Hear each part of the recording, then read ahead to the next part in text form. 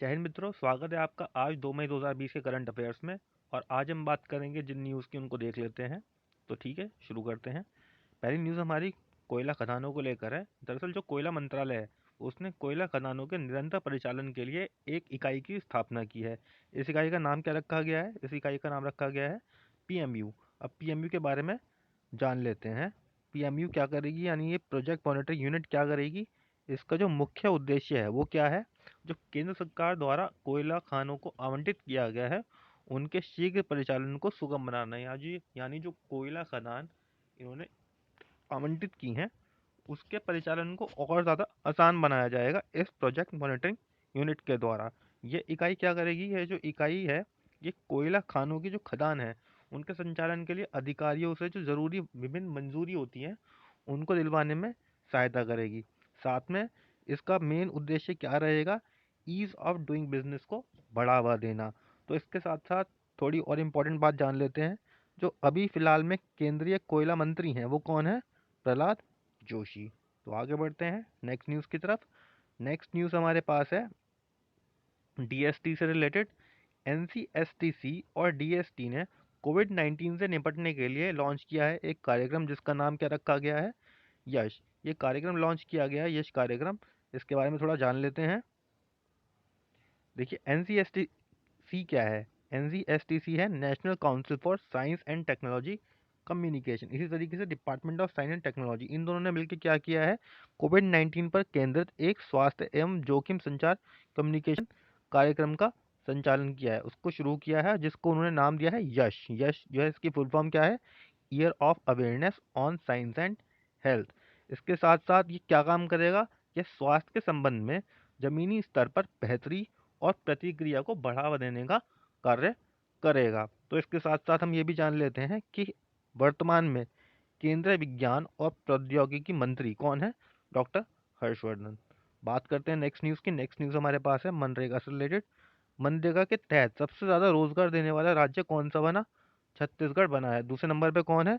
दूसरे नंबर पे राजस्थान है और तीसरे नंबर पे है उत्तर प्रदेश। तो ये जो मनरेगा है, ये क्या है? ये महात्मा गांधी राष्ट्रीय ग्रामीण रोजगार गारंटी अधिनियम है, जिसके अंदर रोजगार की गारंटी जो गरीब तबके हैं उनको देने की कोशिश की जाती है। ग्रामीण अर्थव्यवस्था को पुनर्जीवित करने और लोगों की आजीविका को सुरक्षित रखना, ये काम किसका है? मनरेगा का है। इसके अंदर छत्तीसगढ़ में कुल कितने मजदूरों को रोजगार दिया गया है मनरेगा के तहत? 18.52 लाख मजदूरों को। अब इसके साथ साथ ये भी जान लेते हैं कि केंद्रीय ग्रामीण विकास मंत्री जो वर्तमान में है, वो कौन है? नरेंद्र सिंह तोमर जी। और छत्तीसगढ़ के मुख्यमंत्री कौन है? भूपेश बघेल। इसके साथ साथ जो छत्तीसगढ़ के राज्यपाल हैं, वो कौन है?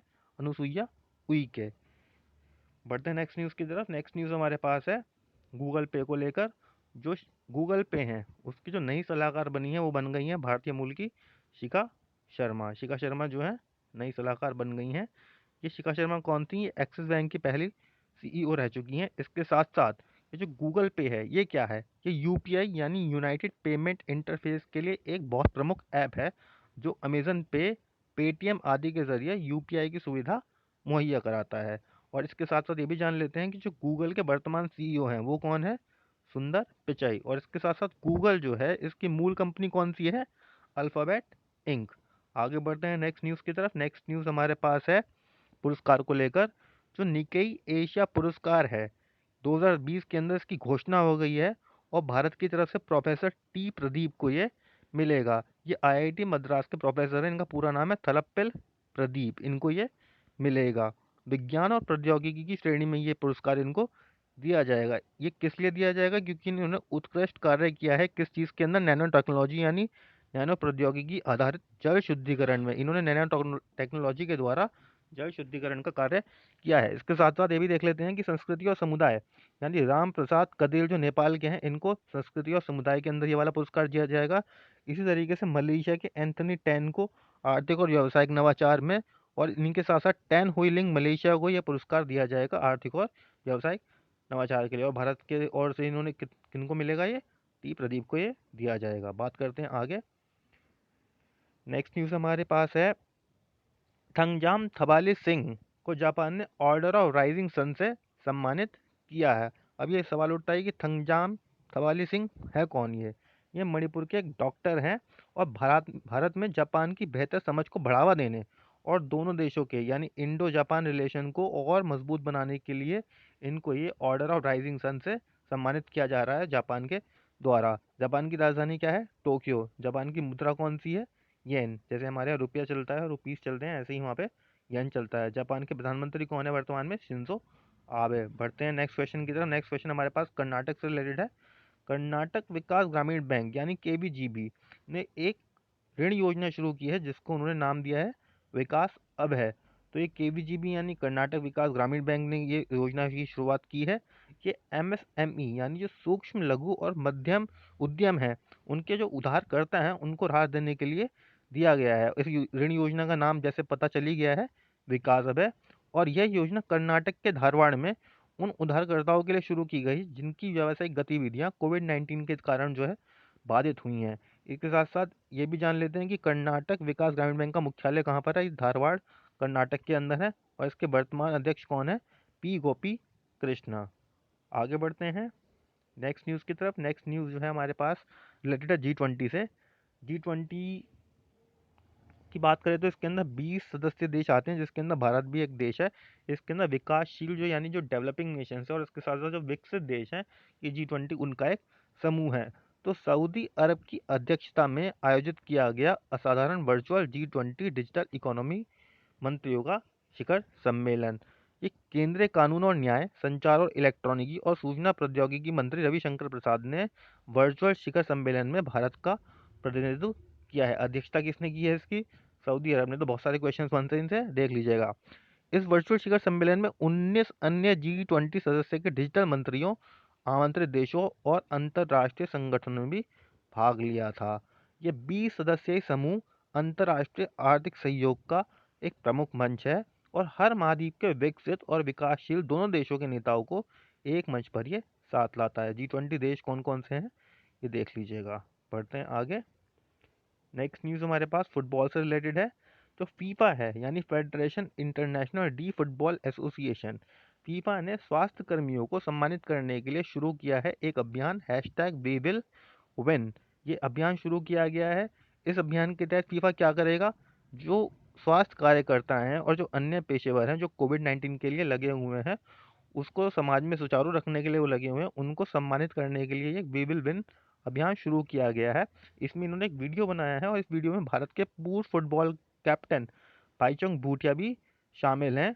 और भाईचुंग भूटिया वो हैं जिन्होंने 50 पुराने और वर्तमान स्टाफ फुटबॉल खिलाड़ियों में से अम्बेसडर के तौर पर चुना गया है। फीफा के वर्तमान अध्यक्ष कौन है? Gianni Infantino. स्थापित किया गया है 21 मई 1904 को और मुख्यालय इसका है ज्यूरिख स्विट्जरलैंड के अंदर। बढ़ते हैं आगे। 1 मई को कौन सा दिवस मनाया गया? 1 मई को अंतर्राष्ट्रीय श्रमिक दिवस मनाया गया। ये श्रमिक दिवस के साथ साथ इसको इंटरनेशनल लेबर डे या फिर अंतर्राष्ट्रीय श्रमिक दिवस या श्रम दिवस दोनों भी कहते हैं। इसको मे डे के रूप में भी जाना जाता है, मे डे भी कहा जाता है इसे। यह दिन दुनिया भर में श्रमिकों की योगदान को सम्मानित करने के लिए मनाया जाता है। सबसे पहले इसको कब शुरुआत किया गया? सबसे पहले इसको शुरू किया गया वर्ष 1891 में और प्रत्येक वर्ष फिर इसको अंतर्राष्ट्रीय श्रम दिवस के रूप में मनाए जाने की घोषणा 1891 में हुई। अंतर्राष्ट्रीय श्रम संगठन का जो मुख्यालय है वो कहाँ पर है? जिनेवा स्विट्जरलैंड में। इसके अध्यक्ष हैं गाय राइडर और इसकी स्थापना कब हुई थी? 1919 में। इसका मुख्य उद्देश्य जो श्रम संगठन है विश्व भर के उनको एक मंच पर लाना है, उनको सम्मानित भी करना है, उनको याद रखना है कि आप उत्कृष्ट कार्य करते हैं। नेक्स्ट न्यूज़ है, ये निधन को लेकर है। जो स्वतंत्रता सेनानी और पद्मश्री से सम्मानित थी हेमा भारली जी, उनका निधन हो गया। 101 वर्ष की आयु में उनका निधन हुआ है। ये स्वतंत्रता कार्यकर्ता थी, सामाजिक कार्यकर्ता थी और सर्वोदय नेता के रूप में भी बहुत लोकप्रिय थी। इनका जन्म 19 फरवरी 1919 को हुआ था असम में। बढ़ते हैं आगे। भारतीय फुटबॉल टीम के पूर्व कप्तान चुन्नी गोस्वामी जी का भी निधन हो गया। इन्होंने 1962 के एशियाई खेलों में स्वर्ण पदक जीतने वाली भारतीय फुटबॉल टीम के नेतृत्व किया था, के कप्तान थे ये। और उनकी कप्तानी में भारत 1964 में एशियाई कप में उपविजेता रहा था। बात करते हैं आगे।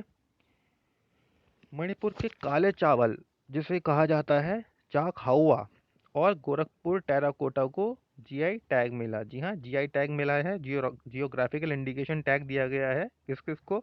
मणिपुर के काले चावल को जिसे चाकहाओ भी कहा जाता है, गोरखपुर के टेराकोटा को और कोविलपट्टी की कतलाई मितई को, इनको सबको जीआई टैग दिया गया है।